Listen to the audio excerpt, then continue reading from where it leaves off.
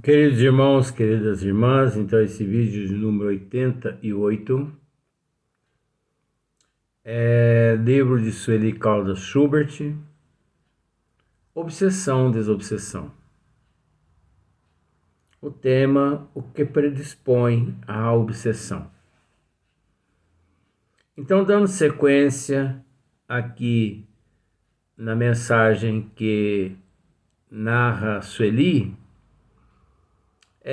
essa jovem, ela se tornou assídua numa casa espírita, onde ela comparecia semanalmente, mas sempre queixando-se de suas dores.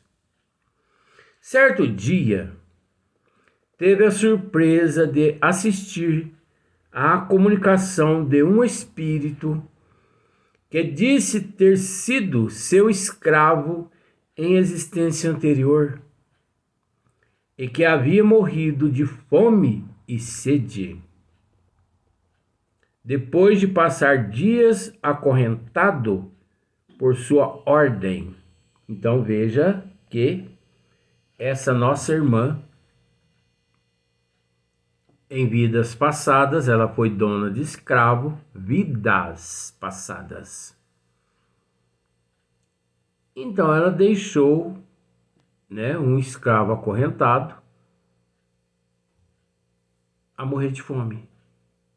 Olha só. Confessou persegui-la há anos. E após ouvir as ponderações do doutrinador, disse que só a deixaria se ela lhe pedisse perdão. Apesar de conhecer o mecanismo da reencarnação e da lei de causa e efeito, apesar de conhecer a lei de amor e os ensinamentos evangélicos que o Espiritismo veio reviver, essa moça recusou-se a pedir perdão a um negro escravo.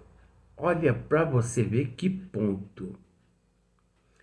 Evidenciando todo o orgulho que ainda carrega dentro de si. É que, na realidade, embora conhecendo a doutrina espírita, ainda não a sentia no coração. Olha para você ver que ponto que o ser aqui na Terra chega.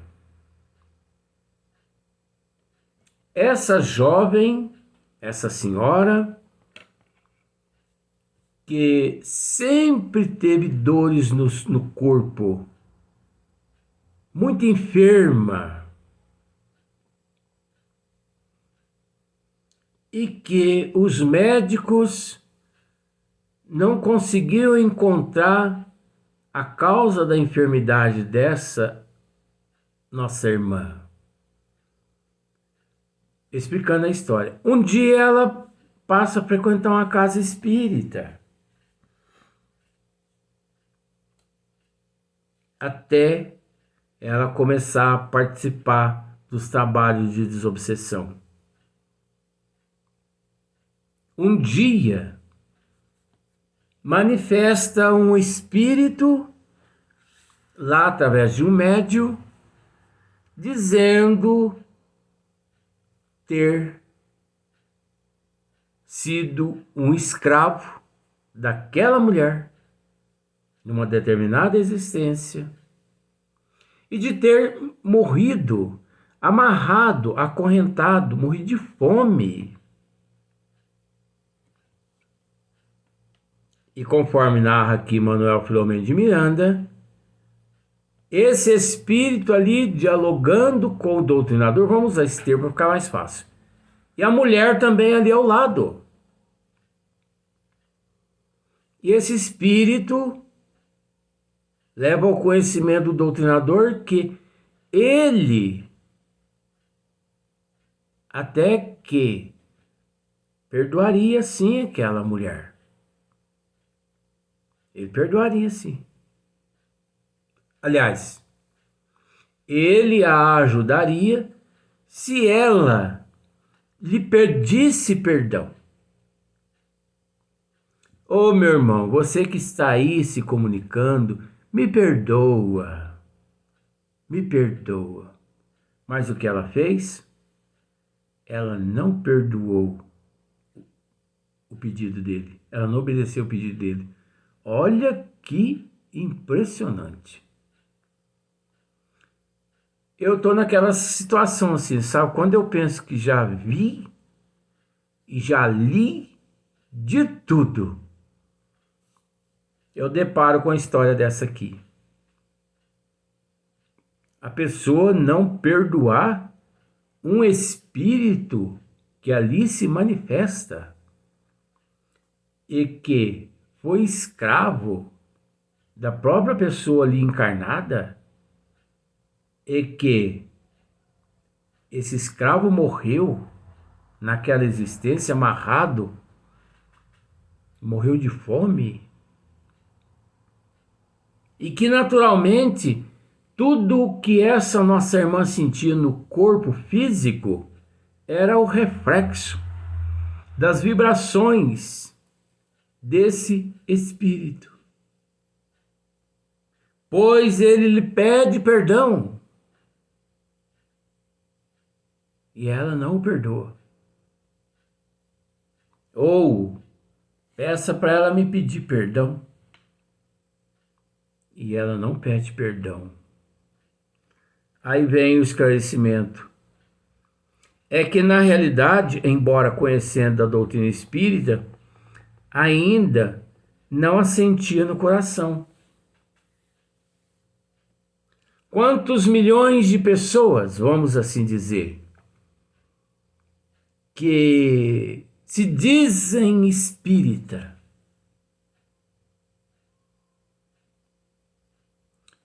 mas que agem contrário aos desígnios de Deus contidos no Espiritismo. Uns espíritas vão à Igreja Católica, se confessam, comungam, casam na igreja, espírita casa na igreja, se batizam na igreja, pagam o dízimo na Igreja Católica. Muitos que se dizem espírita frequentam a Umbanda e têm coragem de dizer que a Umbanda é espiritismo. Quantos milhões de espíritas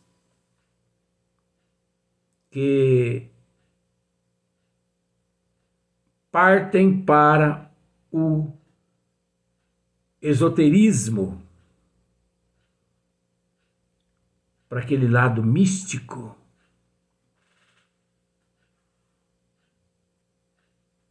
Quantos milhões de espíritas místicos?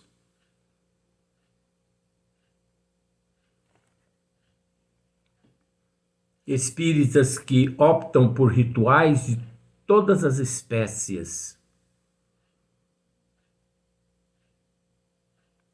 Nós não podemos dizer que não são espíritas. Mas acontece que aqui está a resposta a todos esses seres que vivem nessas condições. É que na realidade, embora conhecendo a doutrina espírita, ainda não a sentia no coração. Embora, olha só para você ver, é que na realidade, embora conhecendo a doutrina espírita, esses seres todos ainda não a sente no coração.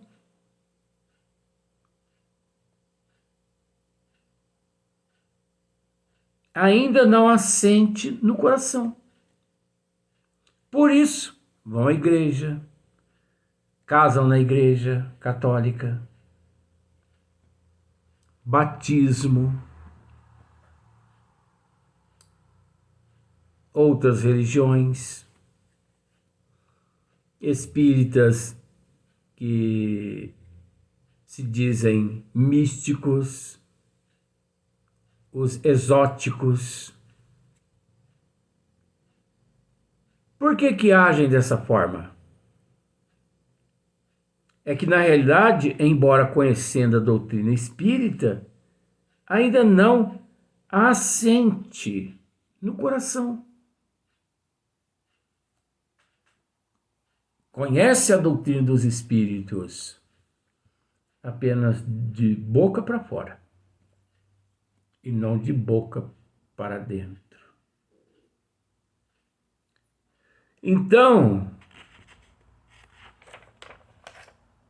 Sueli continua. Hoje, com a avançada idade, a senhora Esmeralda, vamos continuar dizendo assim, continua a carregar os seus males agravados pela idade e pela persistência no orgulho, principalmente padecendo de dores nas pernas, acorrentada que está ao seu passado como escrava da prepotência e do egoísmo, apesar de tomar semanalmente o seu passe.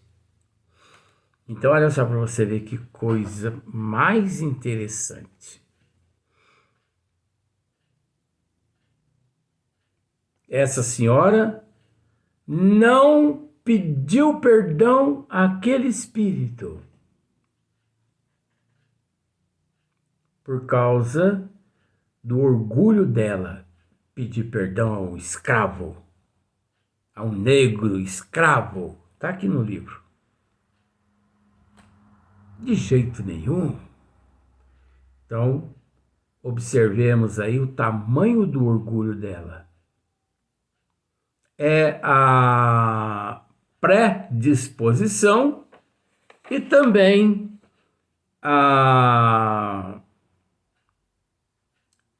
os processos preponderantes, né? Então, conforme narra Sueli, que encontra-se no livro de Manuel Filomeno de Miranda, essa senhora hoje, com idade avançada, continua a carregar os seus males, dores por todo o corpo, agravados pela idade, pela persistência no orgulho, porque ela não pediu perdão àquele espírito. Principalmente padecendo de dores nas pernas. Em idade avançada, com dores ainda nas pernas.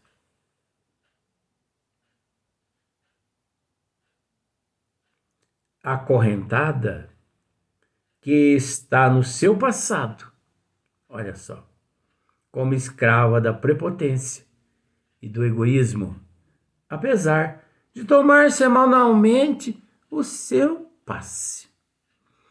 Então, semanalmente ela vai à casa espírita, toma um passezinho, né? Uma aguinha fluidificada e volta para casa com aquelas dores nas pernas, aquelas enfermidades no corpo físico.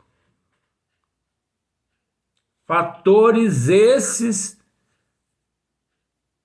preponderantes. Fatores esses predisponentes.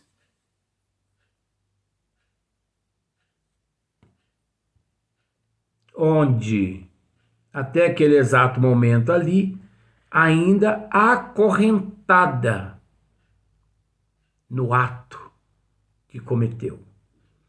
Porque conforme ela, né, mandou que os capatazes acorrentassem aquele escravo, e ali o escravo permaneceu acorrentado até a morte, quando morreu de fome. Então veja bem o que é morrer de fome acorrentado. Quanto tempo a pessoa não leva para morrer fisicamente? Que dor, que sofrimento. Ali agonizando, dias e dias agonizando.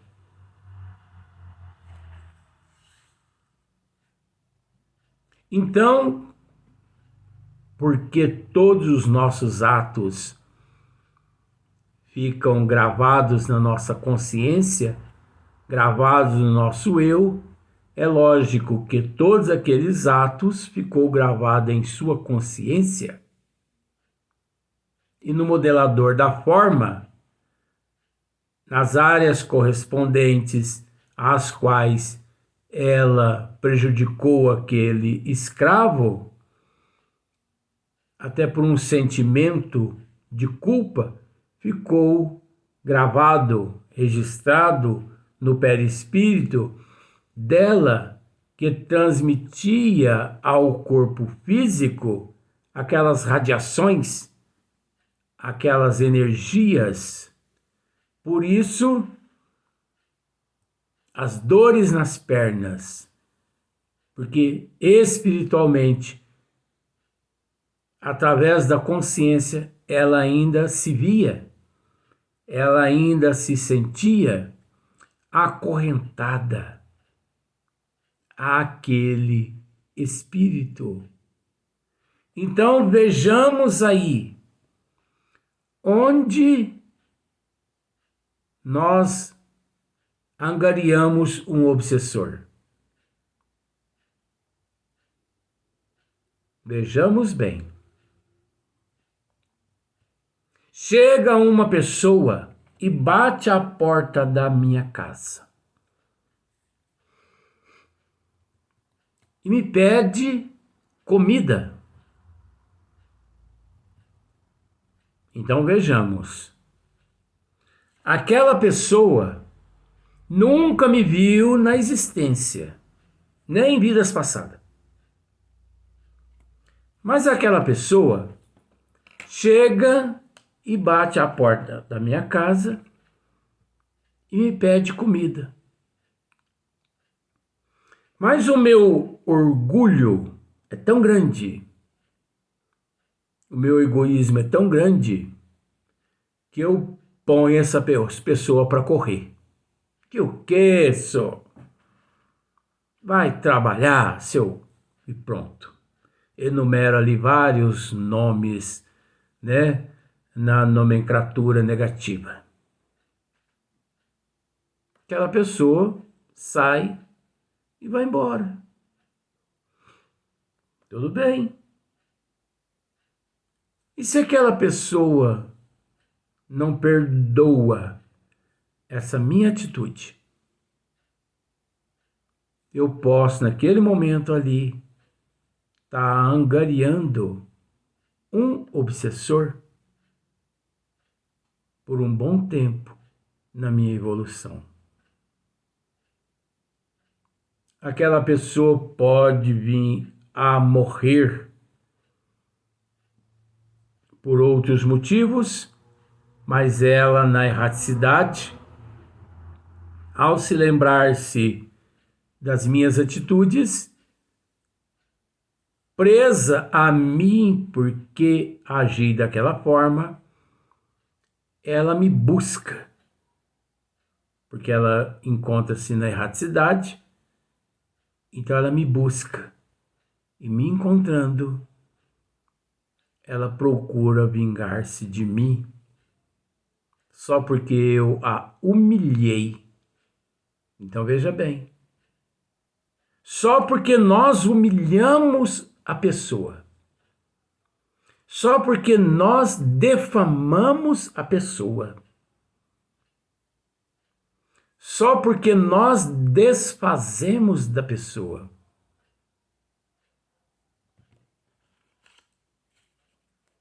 aquela pessoa, ela pode se transformar em um obsessor nosso para as próximas existências. Eu não preciso matar uma pessoa para que ela se torne meu obsessor.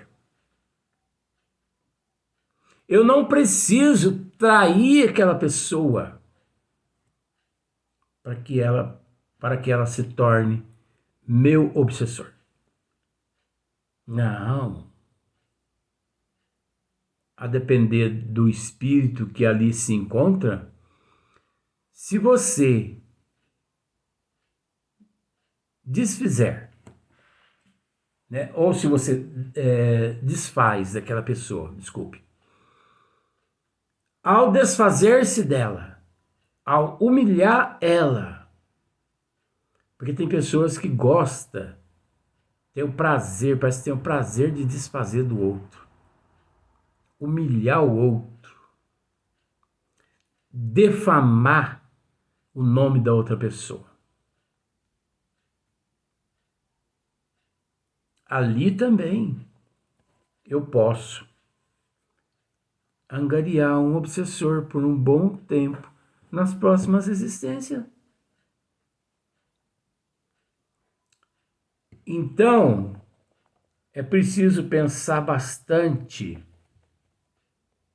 É preciso pensar bastante